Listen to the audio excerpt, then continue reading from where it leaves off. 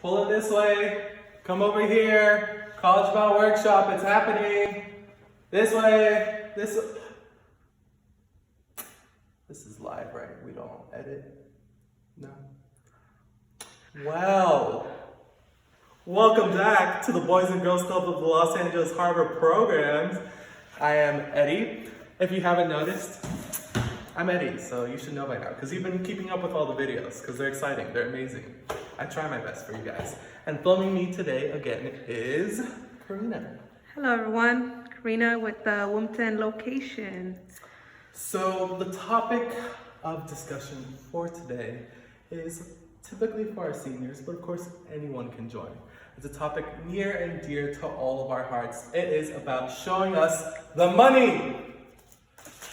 As you can see, COVID-19 has been affecting us all. I've been wearing the same shirt for like 3 videos, but you know, I just don't change my clothes or I shop them all in a day.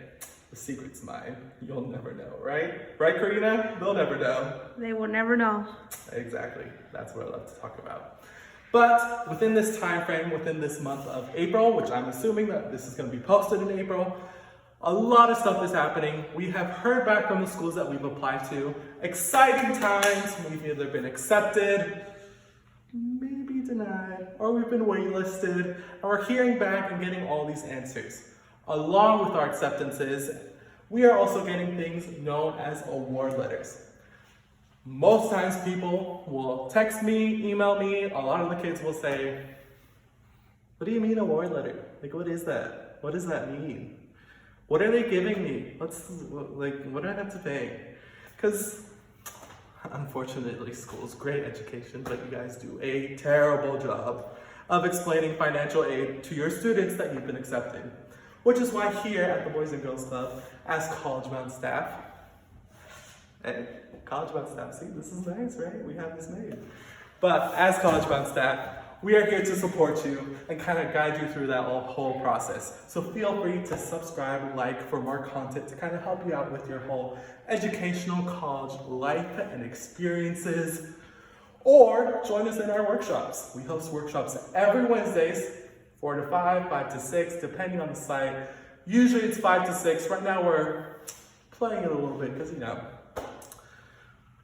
COVID-19, so we're trying to keep our distance. But we still have those lovely workshops to help you all out. So, right here is a beautiful example that Karina has made here at the Wilmington site of different types of information that you will see and experience on your award letter. And I'm here to kind of break that down for you, kind of give you the tips, because I'm gonna be honest, am I gonna give you the whole cake? No, join me for a workshop if you want the whole cake. I'm gonna give you a little snippet, and if you want more information, and if you wanna find out more, or have your financial aid award letter personally broken down, then hit us up through Zoom, comments, emails, whatever it is, and we are more than happy to do that with you guys as college-bound students. Woo! And the first thing that we're gonna talk about is my favorite, fantastic stuff, free money. What is free money? What's stuff that we don't have to pay for? What's all that kind of come about? Well, free money is that. Well, maybe not free, because you earned it either based on your financial need, either based on your academics, either based on the school support of you and belief in you, which is how I like to think about it, but really it's your academics and your financial need. How all that support comes down into free money. So every award letter you'll see grants. If something is named grant, then that's added to it. Some of the first grants that we have awarded, which is a little cute little sample list we have here. Some of these may have changed within this new fiscal school year. Every year it changes this, you know, season, year, how much money we're getting, how much the school is getting. It changes more so often than not. So we have our Pell Grant. Pell Grant is based on your financial need.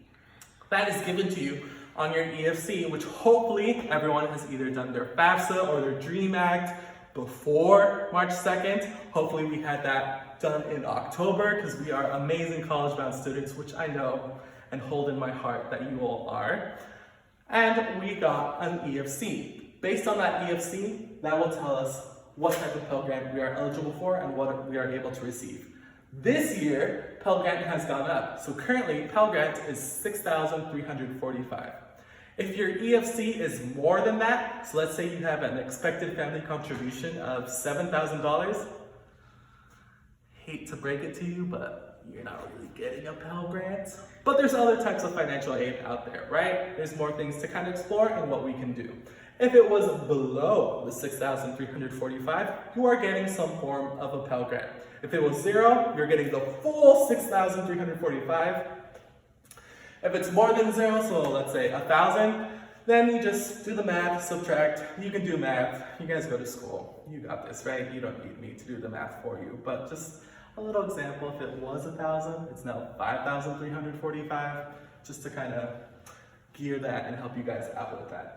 What else do we have? We have the Supplemental Educational Opportunity Grant, which is given based on the school to kind of support you with your educational programs. It is typically given to students who are first generation, so first in their families to kind of go to school, low income, don't really know what college is about, what it's like. They have no one to guide them. That's why typically you'll see that type of grant given. Then we have an EOP grant. This is more so famously seen within our CSU and our UC system here in the state of California. Both of them offer EOP grants. With the CSU system, EOP is a phenomenal program. I cannot advocate for it, tell people to do it. It is amazing. Why? Because EOP at the CSU system is just like your Boys and Girls Club, which we all love our Boys and Girls Club, right? Because, you know, I'm here, Karina's here, we're just great people.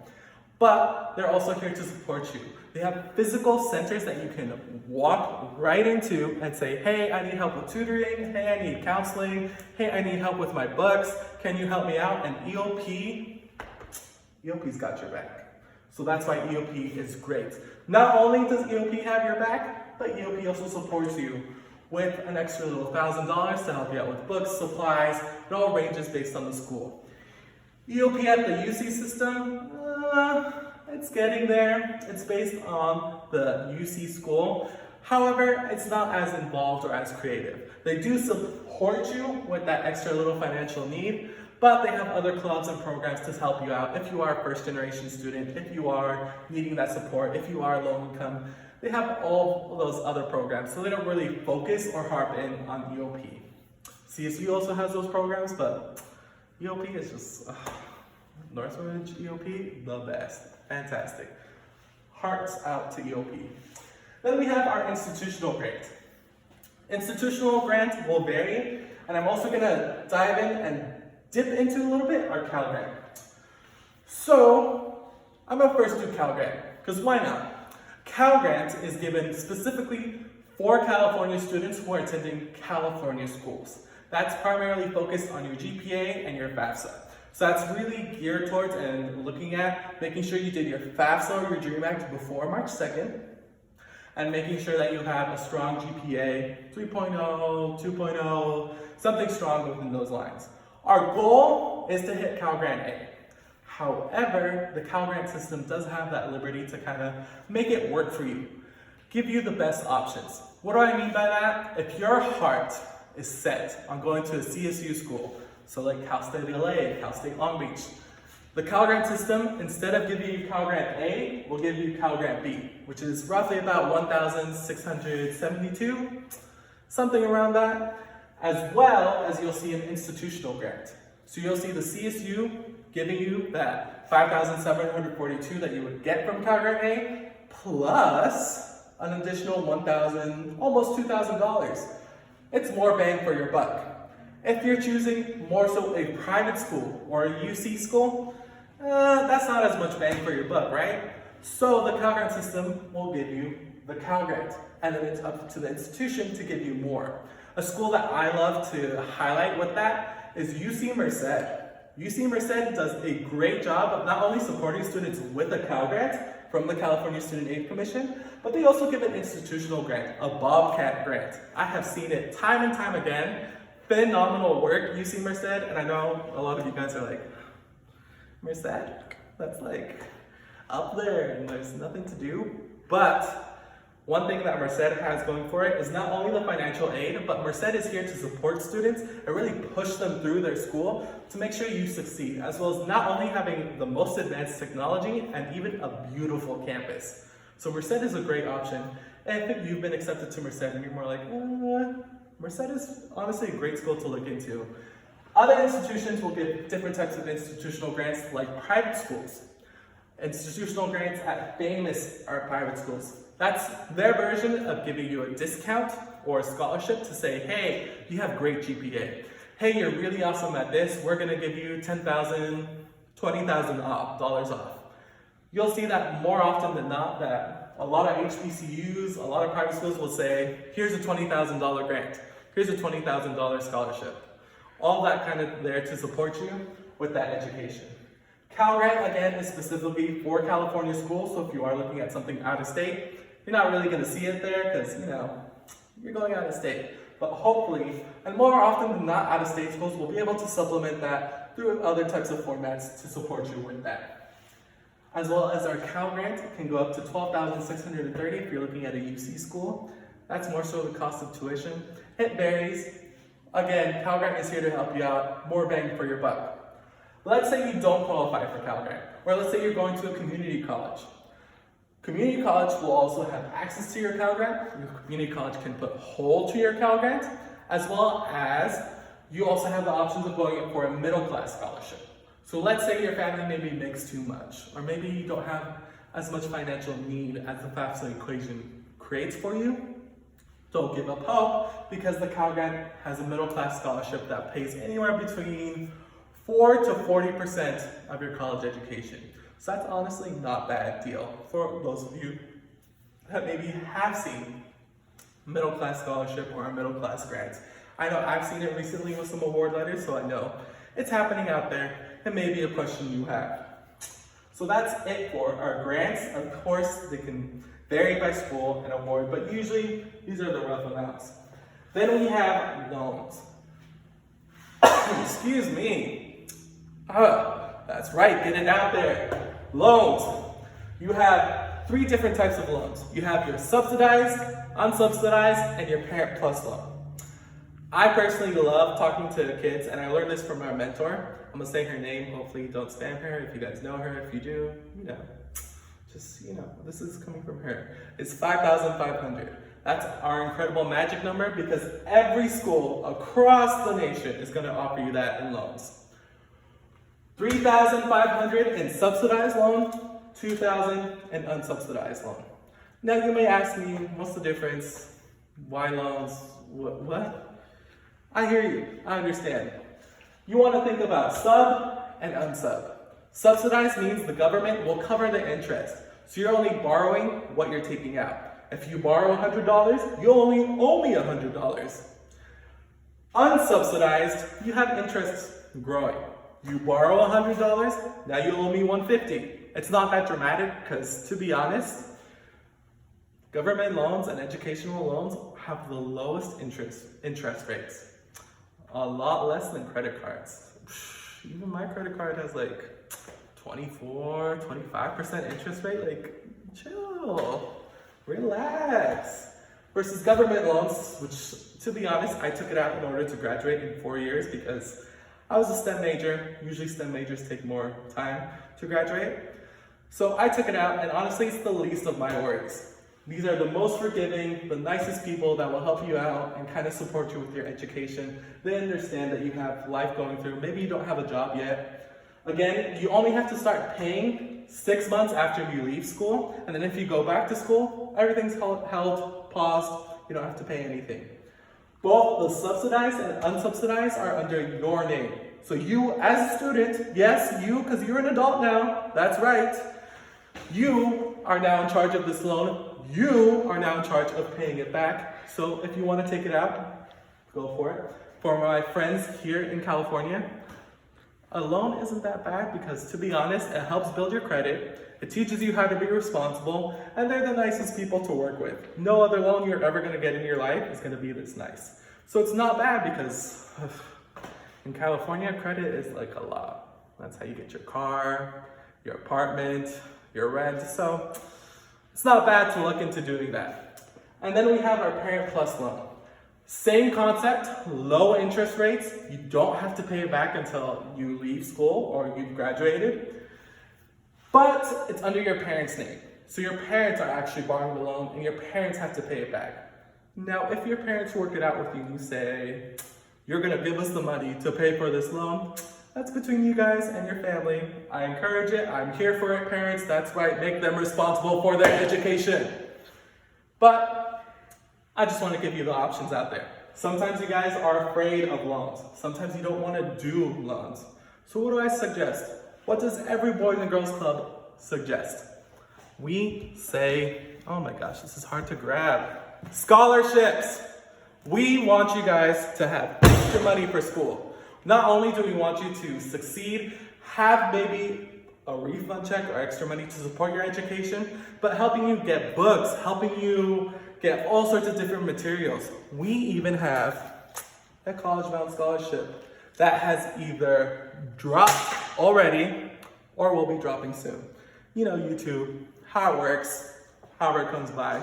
We even send weekly emails and have scholarship bins just to make sure you guys have extra aid to support you and do scholarships. So please, please, please, please, come and do scholarships. Oh, I think Karina has something to show us.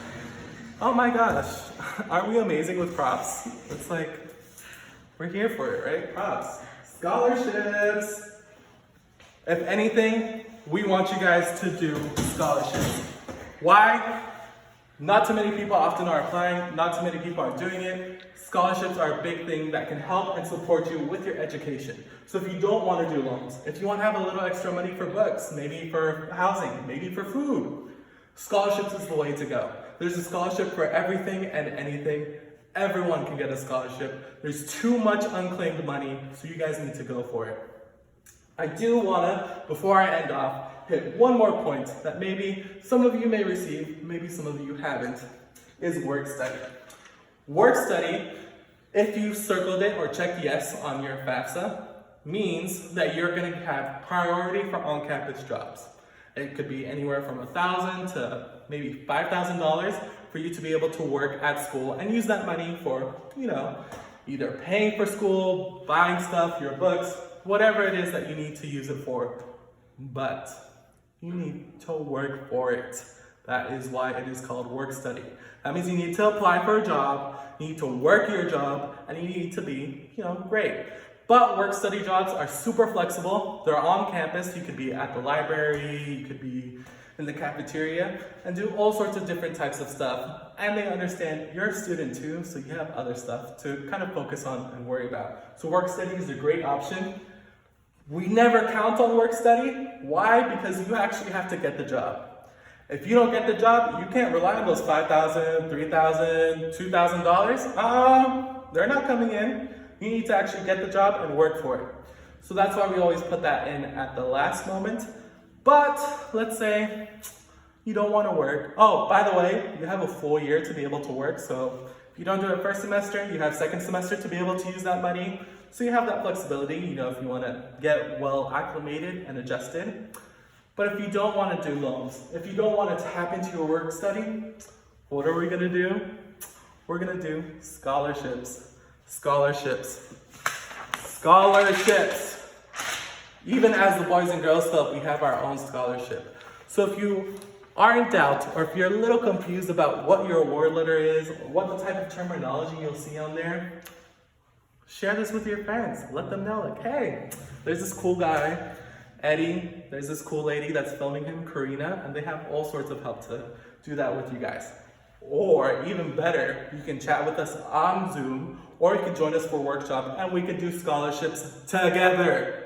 We need to do scholarships. And if you like more content like this, maybe we can even help you fill out a scholarship. Feel free to like, click the little bell, and subscribe. Thank you so much. Bye. Scholarships.